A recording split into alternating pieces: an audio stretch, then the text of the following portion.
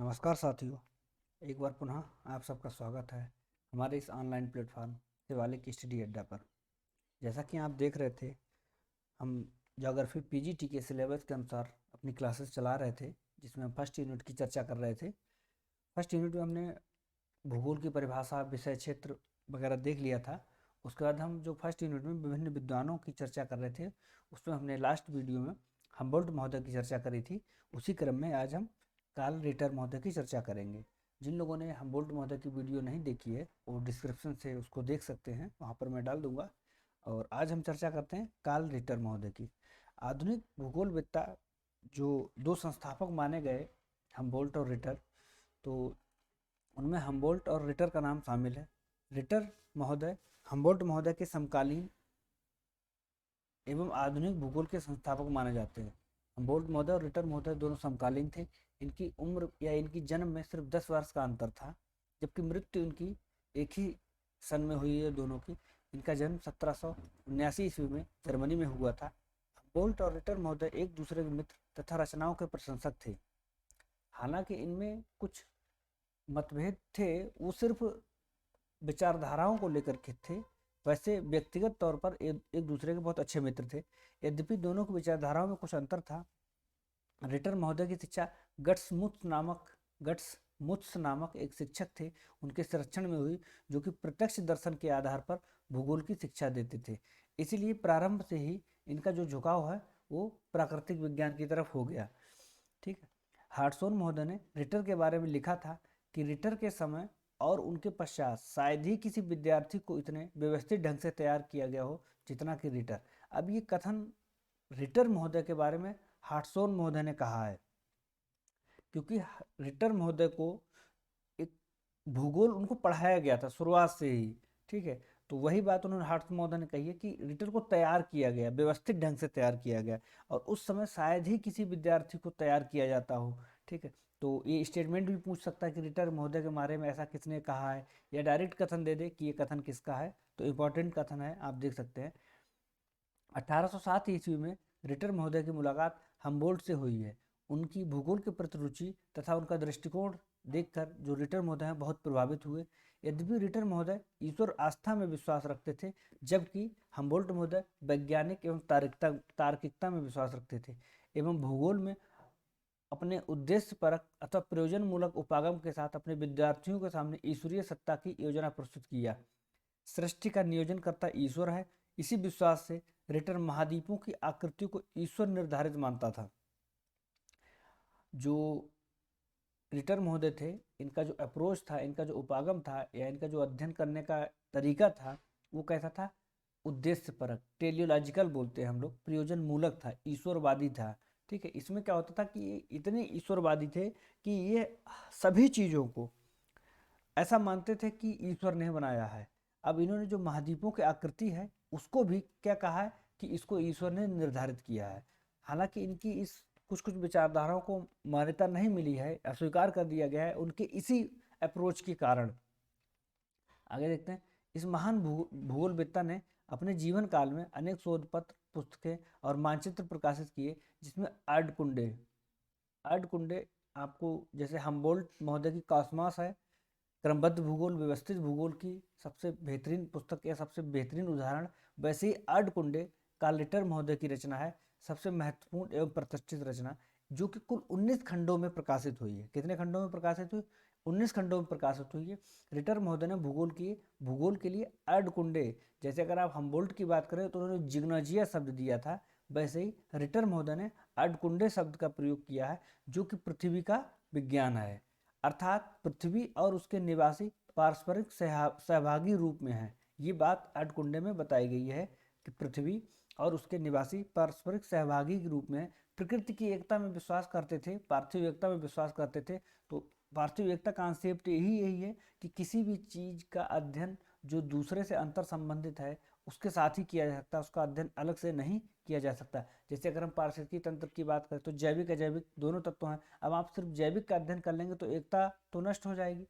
इसलिए, और दोनों एक दूसरे से अंतर संबंधित हैं, इसीलिए पार्थिव एकता में विश्वास करते थे रिटर महोदय भी, हम्बोल्ट महोदय की तरह। यद्यपि कि यद्यपि इसकी किसी भी भाग में यूरोप का भूगोल सम्मिलित नहीं है। अर्धकुंडे जो 19 खंडों में प्रकाशित हुए, 19 खंड में से किसी भी खंड में यूरोप के बारे में एक शब्द भी नहीं लिखा गया है। सभी खंडों में लगभग एशिया और अफ्रीका के बारे में लिखा गया, उसके सभी खंडों में अफ्रीका और एशिया का भूगोल का ही वर्णन किया गया। अर्धकुंडे में प्रादेशिक भूगोल की अवधारणा को व्यक्त किया गया है। अर्धकुंडे में प्रादेशिक भूगोल की कॉन्सेप्ट, इसीलिए इनको प्रादेशिक भूगोल का जनक कहा जाता है। देखिए हम बोल्ड पढ़ रहे थे, उससे पहले प्रादेशिक भूगोल का नाम नहीं आया था, को व्यक्त किया गया। इसके अलावा इनकी एक रचना और थी, यूरोप भौगोलिक ऐतिहासिक तथा सांख्यिकीय चित्रण का प्रकाशन 1804 में हुआ था। यूरोप भौगोलिक ऐतिहासिक तथा सांख्यिकीय चित्रण का प्रकाशन 1804 में हुआ था। ये दो महत्वपूर्ण रचनाएं जो हैं रिटर महोदय की हैं। इसके अलावा एक और है लांडेर कुंडे, हालांकि वो प्रादेशिक भूगोल ही है, तो उसकी चर्चा आगे होगी। रिटर महोदय ने भूगोल में मानव प्रकृति के अंतर संबंधों से युक्त महत्वपूर्ण विषय कहा है। मानव प्रकृति के अंतर संबंधों से युक्त महत्वपूर्ण विषय कहा। उसने मानव अध्ययनों में विविधता में एकता देखी तथा बताया कि एक के संबंधों को दूसरे के बिना नहीं समझा जा सकता। धरातल मानव क्रियाओं और मानव क्रिया धरातल को प्रभावित करते चले आ रहे हैं। धरातल जो है मानव क्रियाओं को और मानव क्रियाएं धरातल को प्रभावित करते चले आ रहे हैं। इसी कॉन्सेप्ट को विविधता में एकता के विचार कहा जाता है। ठीक है, विविधता में एकता का विचार जो है किसने विकसित किया? रिटर महोदय ने। ठीक है, पार्थिव एकता अलग बात है, विविधता में एकता अलग बात है। पार्थिव एकता में हमबोल्ट महोदय और रिटर महोदय दोनों का बराबर विश्वास था, दोनों उसको मानते थे।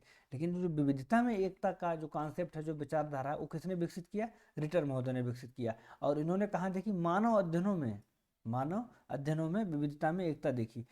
ठीक है, रिटर का विधि तंत्र की अगर हम बात करें तो अपने अध्ययन एवं भौगोलिक वर्णन में रिटर महोदय ने हमबोल्ट की तरह आनुभाविक विधि का अपनाया। आपने ऊपर भी देखा कि जो इनके टीचर थे गट्समुस, वो भी प्रेक्षण परीक्षण के आधार पर ही इनका भौगोलिक ज्ञान का दायरा बढ़ा रहे थे। ठीक है, तथा भौगोलिक तथ्यों को सावधानी पूर्वक परीक्षण एवं निरीक्षण करते और उनके आधार पर सत्य का निर्धारण करते थे।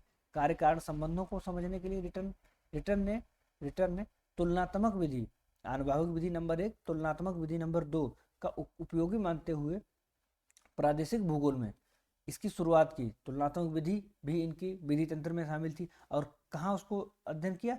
प्रादेशिक भूगोल में। ठीक है, प्रादेशिक भूगोल में तुलना ही करनी पड़ती। जब आप एशिया महाद्वीप की तुलना अफ्रीका महाद्वीप से करेंगे, अफ्रीका महाद्वीप की यूरोप से करेंगे, यही तो प्रादेशिक भूगोल है।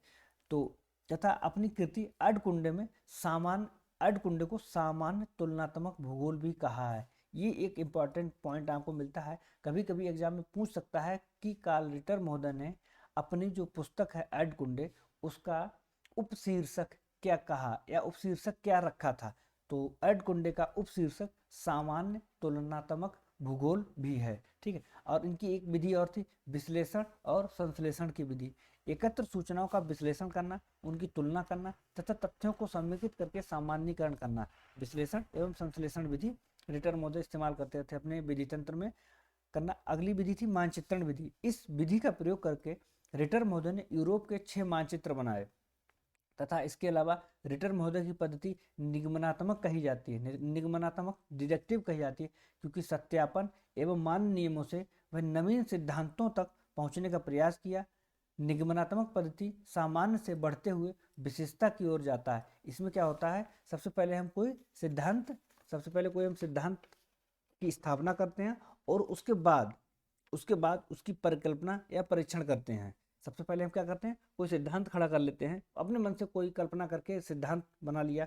ठीक है, उसके बाद हम उसका क्या करते हैं? परीक्षण और परिकल्पना करते हैं। ठीक है, तो ये पद्धति क्या कहलाती है? निगमनात्मक कहलाती है। जबकि इसके विपरीत हमबोल्ट महोदय की जो विधि थी वो कैसी थी? आगमनात्मक थी। आगमनात्मक, उसमें क्या? पहले तर्क दिए जाते थे, तर्क से निष्कर्ष निकालते निकालते फिर सिद्धांत बनाया जाता था। तो उसको क्या कहा जाता था? विशेष से सामान्य की ओर। जबकि जो निगमनात्मक पद्धति है उसको क्या कहते हैं? सामान्य से विशेष की ओर। ठीक है, रिटर महाद्वीप ने प्रत्येक महाद्वीप में भिन्न प्रजाति और उनके अलग रंग रूप की पहचान की है।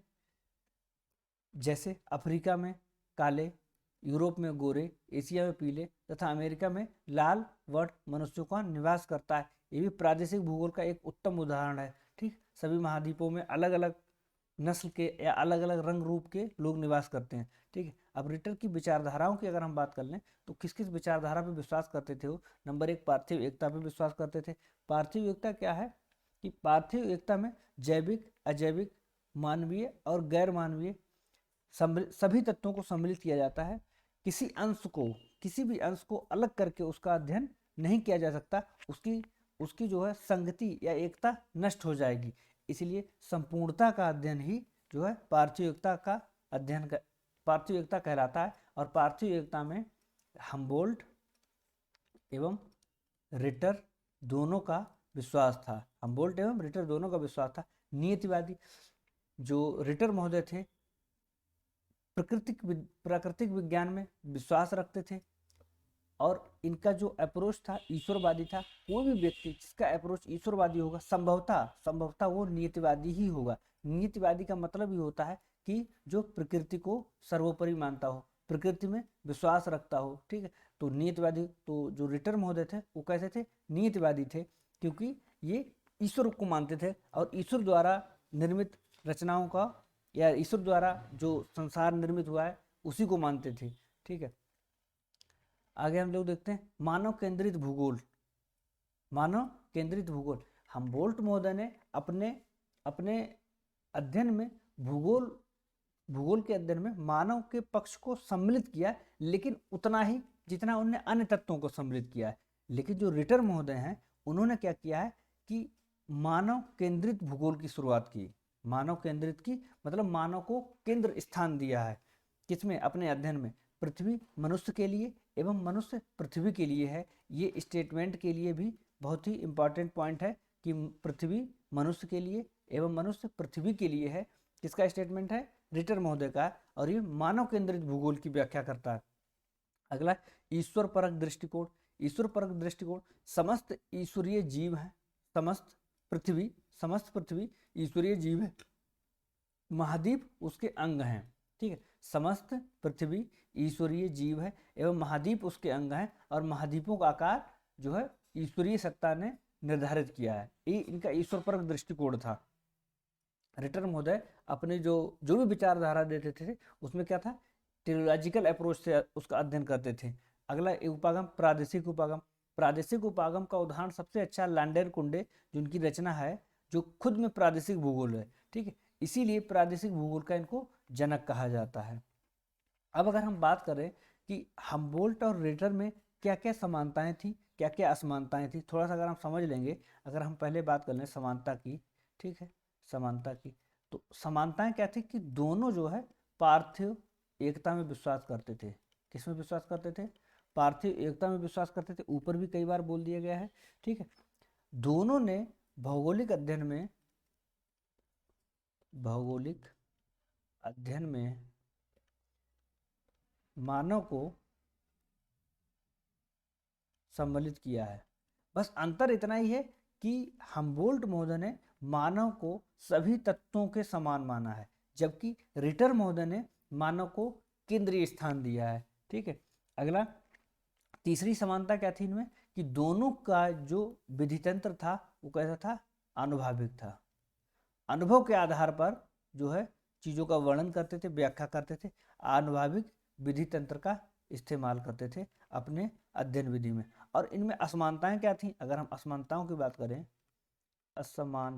बात करें अगर हम, तो आप देखेंगे असमानताएं थी इनकी कि जो हम्बोल्ट थे वो अन्वेषक थे।